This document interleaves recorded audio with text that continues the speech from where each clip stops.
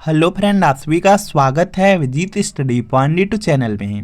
आज की इस वीडियो में यूपी वेट एंट्रेंस एग्जाम 2026 के लिए हिंदी का प्रैक्टिस सेट करने वाले हैं। तो वीडियो को शुरू से लेकर अंत तक देखिएगा। चैनल पर नए हैं, चैनल को सब्सक्राइब कर लीजिएगा। पीडीएफ के लिए Vijit study point Telegram channel को ज्वाइन कर लीजिएगा।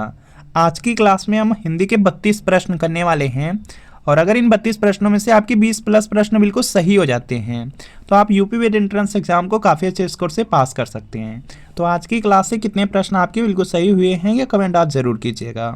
यूपी वेट एंट्रेंस एग्जाम आपका 31 मई को होने वाला है, तो अच्छे से तैयारी कीजिए जिससे आपके मनपसंद के कॉलेज मिल सकें। तो आज की क्लास का आपका सबसे पहला प्रश्न है, निम्नलिखित में से किस स्वर को संयुक्त स्वर माना गया है। तो इसका देखिए आपको सही जवाब बताना है। 4 ऑप्शन दिया गया है, चारों ऑप्शन आप लोग देखेंगे उसके बाद आंसर करेंगे। संयुक्त स्वर की संख्या 4 है। 4 में यहाँ पर देखेंगे आपका आ जाता है ई आ जाएगा, उसके बाद यहाँ पर ए आ जाएगा, उसके बाद यहाँ पे ओ आ जाएगा और यहाँ पे आ जाएगा ओ। यह क्या है, आपके संयुक्त स्वर हैं, तो यह पॉइंट याद रखना है। तो इन्हीं में से देख लेंगे कौन सा ऑप्शन में दिया गया है। तो यहाँ पर देखेंगे डी वाले में ए दिया गया है जो कि संयुक्त स्वर है, तो डी वाला बिल्कुल राइट आंसर होगा। अगला देखते हैं प्रश्न यहाँ पे, अल्प विराम का प्रयोग इनमें से कहाँ किया जाता है। तो इसका देखिए आपको सही जवाब बताना है। तो यहाँ पे दिया गया है वाक्य के अंत में, तो बिल्कुल गलत हो जाएगा। वाक्य के अंत में देखेंगे आप लोग यहाँ पे पूर्ण विराम का प्रयोग किया जाता है, तो अल्प विराम का प्रयोग तो यहाँ पे वाक्य अंत में किया नहीं जाएगा, कहीं भी कर दिया जाता है, यह भी आपका गलत हो जाएगा। वाक्य के शुरू में यह भी गलत होगा। तो यहाँ पे हो जाएगा कि जो अल्प विराम होता है, अल्प विराम का चिन्ह देखेंगे यही वाला है, और यहाँ पे वाक्य के मध्य में जहाँ बहुत कम ठहरा हो वहाँ पर प्रयोग किया जाता है अल्प विराम का प्रयोग। तो यहाँ पे डी वाला बिल्कुल राइट आंसर है। अगला देखते हैं कि निम्नलिखित विकल्पों में से किस विकल्प में सभी शब्द व्यक्तिवाचक संज्ञाएं हैं। तो इसका देखिए आपको सही जवाब बताना है। तो यहाँ पे इसका राइट आंसर हो जाएगा, देखिए व्यक्तिवाचक संज्ञा का मतलब होता है कि वह संज्ञा जो किसी वस्तु या किसी व्यक्ति या स्थान का बोध कराए, तो उसी को कहा जाता है व्यक्तिवाचक संज्ञा। तो यहाँ पे हो जाएगा आपका यहाँ पे रामचरितमानस और गंगा हो जाएगा, जो कि ए में दिया गया है, ए वाला राइट आंसर है। अगला देखते हैं प्रश्न यहाँ पे कि वह एक अच्छा छात्र है, वाक्य में संकेतवाचक सर्वनाम है। इसमें देखेंगे जो संकेतवाचक सर्वनाम है वह होगा यहाँ पे जो वह शब्द दिया गया है, यहाँ पे ए वाला आपका बिल्कुल राइट आंसर होगा। अगला यहाँ पे प्रश्न है कि निम्नलिखित वाक्यों में एक में विशेषण का प्रयोग हुआ है। तो इसका देखिए आपको सही जवाब करना है। चारों ऑप्शन आप लोग देखेंगे उसके बाद आंसर करेंगे। विशेषण का मतलब होता है कि जो संज्ञा या सर्वनाम की विशेषता बताए। तो यहाँ पे हो जाएगा कि वह सुंदर लड़का है, यहाँ पे जो सुंदर शब्द है यह विशेषण हो जाएगा, तो यहाँ पे सी वाला राइट आंसर है। इसके बाद यहाँ पे नेक्स्ट प्रश्न, निम्नलिखित में सकर्मक क्रिया वाला यहाँ पे वाक्य नहीं है। तो इसका देखिए आपको सही जवाब बताना है। 2 होता है, एक अकर्मक क्रिया, दूसरा का होता है सकर्मक क्रिया। तो यहाँ पर देखेंगे मेनली यहाँ पे जो अकर्मक क्रिया होता है, अकर्मक क्रिया में अगर आप लोग यहाँ पे जो आपको वाक्य दिया रहता है, अगर वाक्य में कौन लगा करके आप प्रश्न करेंगे और कौन लगा करके प्रश्न करेंगे और अगर आपको उत्तर मिल जाएगा तो वहाँ पे अकर्मक क्रिया होगा। और सकर्मक में यहाँ पर होता है, सकर्मक में आपको जो प्रश्न करना रहता है वह इस तरह से करना रहता है, उसमें आपको लगाना होता है क्या, किसे या किसको। इन तीनों में से किसी का अगर उत्तर मिल जाता है तो वहाँ पे आपका होता है सकर्मक क्रिया। तो ध्यान से देखेंगे दिया गया है यहाँ पे सकर्मक क्रिया वाला वाक्य नहीं है, इसका मतलब आपसे अकर्मक पूछा जा रहा है। तो यहाँ पर देखेंगे पहला दिया गया डाकिया पत्र लाया। अगर इसका प्रश्न आपसे करना रहे तो इस तरह से करेंगे कि डाकिया क्या लाया, यहाँ पे क्या का उत्तर मिल रहा है, इसका मतलब है कि यह सकर्मक है और आपसे अकर्मक पूछा गया है तो यह तो उत्तर होगा नहीं। सीमा ने यहाँ पे क्या गाया, तो यहाँ पे देखेंगे क्या का उत्तर मिल रहा है, मतलब यह भी सकर्मक है, तो यह भी आपका अकर्मक नहीं होगा। सिपाही ने चोर को पकड़ा, यहाँ पर देखेंगे सिपाही ने किसी पकड़ा, यहाँ पे किसी का उत्तर मिल रहा है, इसका मतलब यह भी सकर्मक है, तो यह भी नहीं होगा। बाकी यहाँ पे जो लास्ट वाला यहाँ पे ऑप्शन दिया गया है इसमें है कि लड़का सोता है, तो यहाँ पे प्रश्न होगा कि कौन सोता है, इसका मतलब है कि कौन का उत्तर मिला है। जब कौन का उत्तर मिलता है तो वहाँ पे होता है अकर्मक, और यहाँ पे क्या हो जाएगा अकर्मक ही पूछा जा रहा है कि मतलब सकर्मक नहीं है, इसका मतलब अकर्मक पूछा जा रहा है, तो डी वाला राइट आंसर है। इसी तरीके से आप लोग करेंगे, कोई प्रश्न गलत नहीं होंगे। अगला यहाँ पे प्रश्न है कि उन्होंने पूर्णतया समर्थन किया है, इस वाक्य में किस प्रकार के क्रिया विशेषण का प्रयोग हुआ है। तो इसका देखिए आपको सही जवाब बताना है और यहाँ पे इसका राइट आंसर हो जाएगा परिमाणवाचक। यहाँ पे क्या हो जाएगा, परिमाणवाचक हो जाएगा। यहाँ पे जो पूर्णतया शब्द है यह आपका हो जाएगा यहाँ पे परिमाणवाचक, सी वाला राइट आंसर है।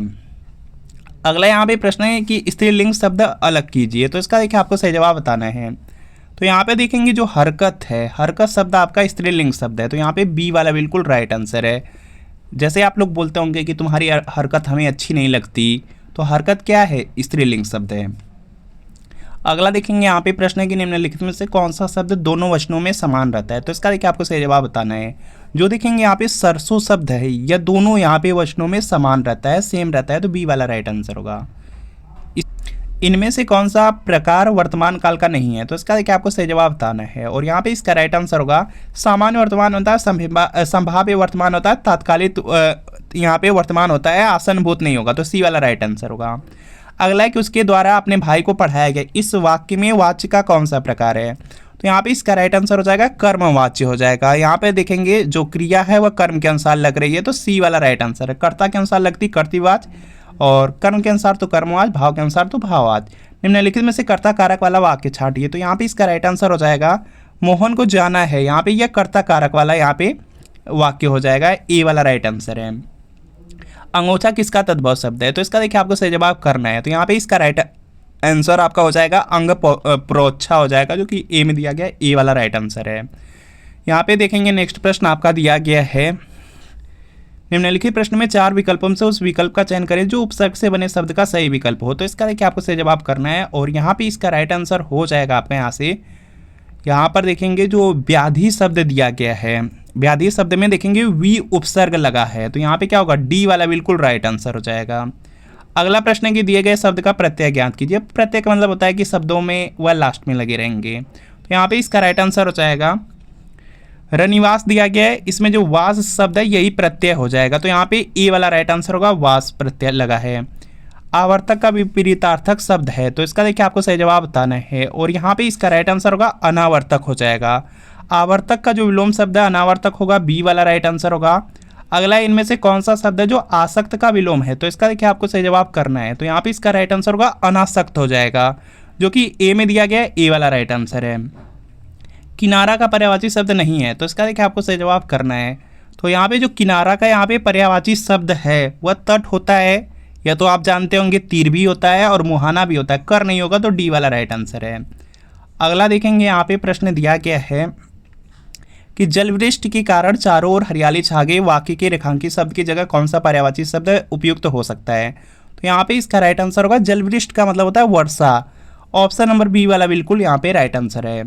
निम्नलिखित में से कौन सा शब्द है जो अनेकार्थी शब्द है, तो इसका देखिए आपको सही जवाब करना है। और यहाँ पे जो देखेंगे अंक शब्द है, अंक अनेकार्थी शब्द है, क्योंकि इसका बहुत सारे अर्थ हैं, जैसे यहाँ पे अंक का मतलब निशान होता है, गिनती होता है, गोद होता है, तो यहाँ पे क्या होगा, ई वाला आपका राइट आंसर। युग्म की कौन सी जोड़ी सही है, तो इसका देखिए आपको सही जवाब करना है। सभी लोग प्रयास करेंगे और राइट आंसर करेंगे। और यहाँ पे दिया गया है कौन सी जोड़ी यहाँ पे सही है, युग्म का पूछा जा रहा है, तो यहाँ पे जो अचल, अचल का अर्थ होता है स्थिर, और जो अचला होता है उसका अर्थ होता है पृथ्वी, तो यहाँ पर देखेंगे जो सी वाला दिया गया है, यह जोड़ी यहाँ पे सही लिखा गया है। यहाँ पर देखेंगे नेक्स्ट प्रश्न आपका दिया गया है, वह कवि जो तत्काल कविता कर सके, तो इसके लिए एक शब्द हो जाएगा यहाँ से, उसको आंसू कवि बोला जाता है, आंसू कवि कहा जाता है, डी वाला राइट आंसर होगा। निम्नलिखित विकल्पों से जो भेदा न जा सके वाक्यांश के लिए एक सार्थक शब्द क्या होगा, तो यहाँ पे इसका राइट आंसर होगा अभेद्य हो जाएगा, जो कि ए में दिया गया है, ए वाला राइट आंसर है। अगला है कोणार्क का संधि विच्छेद है, तो इसका देखिए आपको सही जवाब करना है। और यहाँ पे इसका जो राइट आंसर है यह हो जाएगा कोणधन अर्क से कोणार्क बनेगा, सी वाला राइट आंसर होगा। इसके बाद नेक्स्ट है कि किस समास का समस्त पद वाक्य में क्रिया विशेषण का काम करता है, तो यहाँ पे इसका राइट आंसर होगा अव्ययी भाव समास, ऑप्शन नंबर ए वाला राइट आंसर होगा। अगला देखेंगे यहाँ पे प्रश्न है कि उन्होंने बोल उठे, उपरोक्त वाक्य में त्रुटि पहचान करके वाक्य शुद्ध कीजिए, तो यहाँ पे इसका राइट आंसर हो जाएगा कि वे बोल उठे, उन्होंने नहीं होता, वे बोल उठे, तो यहाँ पे ए वाला राइट आंसर होगा। अगला है कि साहित्य में रस का क्या अर्थ है, तो यहाँ पे इसका जो राइट आंसर है यह देखेंगे हो जाएगा साहित्य से जो मिलने वाली आनंद की अनुभूति होती है वही साहित्य में रस है, तो यहाँ पे डी वाला राइट आंसर है। अगला है कि मंगल भवन अमंगलहारी द्रवहु दशरथ अजिर बिहारी, इन पंक्तियों में किस छंद का प्रयोग हुआ है, तो यहाँ पे हुआ है चौपाई का। यहाँ पे अगर मात्रा काउंट करेंगे तो उसमें 16-16 मात्राएं हर चरण में आएगी, तो बी वाला राइट आंसर है। अगला देखेंगे यहाँ पे प्रश्न है कि जिस पंक्ति या जिन पंक्तियों में एक या अनेक वर्गों की एक ही क्रम में एक बार आवृत्ति हो तो वहाँ कौन सा अलंकार होता है, तो वहाँ होता है आपका यहाँ पे छेकानुप्रास अलंकार होता है, जो कि सी में दिया गया, सी वाला राइट आंसर है। इसके बाद नेक्स्ट है कि साधारणीकरण की व्याख्या में मधुमति की जो भूमिका है इसकी कल्पना किस विद्वान ने की है। तो यहाँ पे इसका राइट आंसर होगा श्याम सुंदर दास। इसके बाद भी 2 प्रश्न हैं और उससे पहले देख लीजिए यूपी वेट एंट्रेंस एग्जाम के बारे में। यूपी वेट एंट्रेंस एग्जाम में देखेंगे 200 प्रश्न पूछा जाता है, 400 नंबर का एग्जाम होगा और इसमें देखेंगे अगर 250 प्लस नंबर आ जाते हैं तो आराम से आपको मनपसंद के कॉलेज मिल जाएंगे। गवर्नमेंट चाहेंगे गवर्नमेंट मिलेगा, प्राइवेट चाहेंगे प्राइवेट मिल जाएगा। और बहुत सारे प्रश्न प्रीवियस ईयर पेपर से ही आते हैं, तो यूपी वेट एंट्रेंस एग्जाम के लिए आप लोग प्रीवियस ईयर पेपर से ले सकते हैं। इसमें 2011 से 25 तक का पूरे 15 साल का पेपर आंसर की के साथ एक्सप्लेनेशन सॉल्यूशन व्याख्या के साथ मिलेगा। सभी सब्जेक्ट रहेंगे जीके, हिंदी, रीजनिंग, कला वर्ग। तो वीडियो के नीचे डिस्क्रिप्शन में लिंक है, लिंक को क्लिक करिए, नाम मोबाइल नंबर फिल करके सिर्फ 30 रुपये का पेमेंट करिए। जैसे पेमेंट करेंगे तुरंत प्रीवियस ईयर पेपर का जो PDF होगा डाउनलोड हो जाएगा। इससे तैयारी कर लेंगे, एग्जाम में बहुत ज़्यादा हेल्प मिल जाएगी। और अगर लिंक से परचेज करने में कोई प्रॉब्लम आ रही है या आप डायरेक्ट व्हाट्सएप से परचेज करना चाहते हैं तो इसी व्हाट्सएप नंबर पर लिखना है कि यूपी वेट entrance previous year paper art या साइंस लेकर के मैसेज करना है। जैसे मैसेज करेंगे रिप्लाई किया जाएगा, 30 रुपये की पेमेंट है। जैसे करेंगे तुरंत यहाँ पे आपको प्रीवियस ईयर पेपर का जो PDF होगा सेंड कर दिया जाएगा। तो इस व्हाट्सएप नंबर पर मैसेज कर लीजिए। अगला प्रश्न है कि जबरदस्ती का मेहमान अर्थ के लिए सही लोकोक्ति है। तो यहाँ पे इसका राइट आंसर हो जाएगा कि मान न मान मैं तेरा मेहमान। तो यहाँ पे जो डी वाला है, डी वाला यहाँ पे राइट आंसर होगा। अगला यहाँ पे प्रश्न है कि पैसे से ही आदमी की इज्जत है, इसके लिए निम्नलिखित में से उचित लोकोक्ति का चयन कीजिए। तो यहाँ पे इसका राइट आंसर हो जाएगा जर है तो नर है, नहीं तो खंडहर है। तो यहाँ पे जो डी वाला है, डी वाला राइट आंसर होगा। तो फ्रेंड आपको बताना है कि इन 32 प्रश्नों में कितने प्रश्न आपके बिल्कुल सही हुए हैं, क्या कमेंट आप जरूर कर दीजिए।